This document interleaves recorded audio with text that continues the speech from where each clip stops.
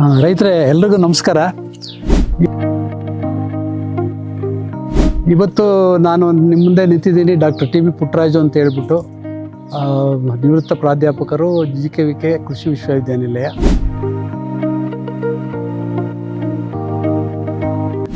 ಇವತ್ತು ನಾನು ನಿಮ್ಮ ಮುಂದೆ ಹೇಗೆ ಬಂದಿದ್ದೀನಿ ಅಂತಂದರೆ, ಈಗ ನಿಮಗೆಲ್ಲ ಗೊತ್ತಿರೋ ಹಾಗೆ ಈಗ ನ್ಯೂಟ್ರಿಷನಲ್ ಗಾರ್ಡನ್ ಅಂತ ಇಂಗ್ಲೀಷಲ್ಲಿ ಕರೀತಾರೆ, ಅದನ್ನು ಕೈತೋಟ ಅಂತಲೂ ಕರೀತಾರೆ.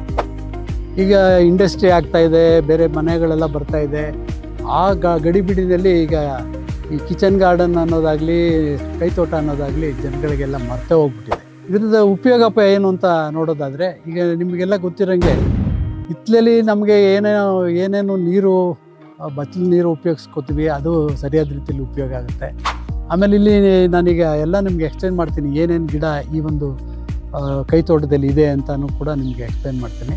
ನಿಮಗೆ ಮಾದರಿಯಾದ ಕೈತೋಟ ಅಲ್ಲದೆ ಇರ್ಬೋದು. ಇದು ನಾರ್ಮಲ್ಲಾಗೆ ಒಬ್ಬ ರೈತ ಏನು ತನ್ನ ಹಿತ್ತಲಲ್ಲಿ ಏನೇನು ಗಿಡ ಹಾಕ್ಕೊಳ್ತಾನೆ ಅದ್ರ ಪ್ರಕಾರ ಅವನು ಅದರಲ್ಲಿ ಲಾಭ ಪಡ್ಕೊಳ್ತಾ ಹೋಗ್ತಾನೆ.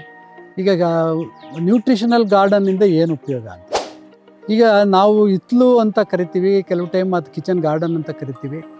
ಇದರಲ್ಲಿ ಕೆಲವ್ರು ಏನು ಮಾಡ್ತಾರೆ, ಒಂದು ಪ್ಲ್ಯಾನ್ ಮಾಡಿಕೊಂಡು ಅದ್ರ ಮಧ್ಯದಲ್ಲಿ ತರಕಾರಿ ಬೆಳೆಯೋದಕ್ಕೆ, ಇನ್ನೊಂದು ಕಡೆ ಹಣ್ಣಿನ ಗಿಡ ಹಾಕ್ಕೊಳ್ಳೋದಕ್ಕೆ, ಇನ್ನೊಂದು ಕಡೆ ಹೂವಿನ ಗಿಡ ಹಾಕ್ಕೊಳ್ಳೋದಕ್ಕೆ, ಈಗ ಒಂದು ರೀತಿಯಲ್ಲಿ ಪ್ಲ್ಯಾನ್ ಮಾಡಿ ಮಾಡೋರು ಇರ್ತಾರೆ.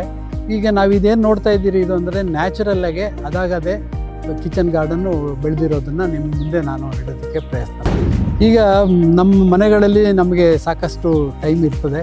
ಆ ಟೈಮ್ನ ಸರಿಯಾದ ರೀತಿಯಲ್ಲಿ ಸದುಪಯೋಗ ಪಡ್ಕೊಳ್ಳೋದು ಮುಖ್ಯ ಆಗ್ತದೆ. ಈಗೆಲ್ಲ ನಮ್ಗೆ ಗೊತ್ತು, ಎಲ್ಲ ಮೊಬೈಲ್ ಇಟ್ಕೊಂಡು ನಿಂತ್ಕೋತಾರೆ, ಬಾಡಿಗೆ ಒಂಚೂರು ಎಕ್ಸಸೈಸ್ ಆಗೋದಿಲ್ಲ. ಆಮೇಲೆ ಯಾವ ಗಿಡ ಏನು ಅಂತ ನಮ್ಮ ಮಕ್ಕಳಿಗೆ ಗೊತ್ತೇ ಇರೋದಿಲ್ಲ. ಇಂಥ ಸಂದರ್ಭದಲ್ಲಿ ನಾವು ಎಜುಕೇಟೆಡ್ ಆಗಿ ಮಕ್ಕಳನ್ನು ಎಜುಕೇಷನ್ ಮಾಡಿ ನಾವು ಈ ಒಂದು ಕಿಚನ್ ಗಾರ್ಡನ್ನಲ್ಲಿ ನ್ಯೂಟ್ರಿಷನಲ್ ಆಗಿ ಅಂತ ಫ್ರೆಶ್ ಆಗಿರೋವಂಥ ತರಕಾರಿಗಳು, ಹಣ್ಣುಗಳು, ಹೂವುಗಳು ಇಂಥವೆಲ್ಲನೂ ಕೂಡ ಪಡೆಯೋದಕ್ಕೆ ನಮಗೆ ಬಹಳ ಅವಕಾಶ ಇದೆ. ಈಗ ನೀವು ನೋಡ್ತಾ ಇದ್ದೀರಿ, ಈಗ ನಾನು ಇಲ್ಲಿ ತೋರಿಸ್ತಾ ಇರೋದು ಇದು ಮೂಸಂಬಿ ಗಿಡ. ಈಗ ಆಲ್ಮೋಸ್ಟ್ ಇದಕ್ಕೊಂದು 15 ವರ್ಷ ಆಗಿದೆ. ನೀವು ನೋಡ್ತಾ ಇದ್ದೀರಿ, ತುಂಬ ಎಲ್ಲ ಕಾಯಿ ಬಿಟ್ಟಿದೆ.